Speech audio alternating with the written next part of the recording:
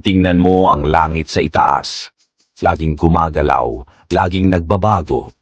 Minsan tinatakpan ng ulap ang araw, pero hindi sila humihinto sa paglalakbay. Ganyan din ang buhay. Kahit mabigat ang mga araw, dadalhin ka pa rin ng panahon pasulong. Yung eroplanong lumilipad, hindi ito nagmamadali, hindi nag-aalinlangan. Nagtitiwala lang ito sa landas na tinatahak. Ganyan ka rin. May sariling paglipad, sariling direksyon. Kahit hindi mo pa makita ang destinasyon, bawat maliit na hakbang ay papalapit ka ng papalapit. At ang dalampasigan sa iyong mga paa, payapa, matatag, walang hanggan.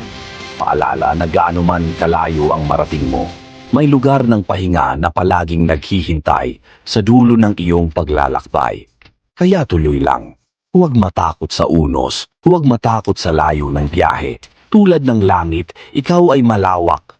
Tulad ng eroplano, patuloy kang kumikilos. At tulad ng dalampasigan, darating din ang kapayapaan. Basta't huwag kang titigil sa paglipad.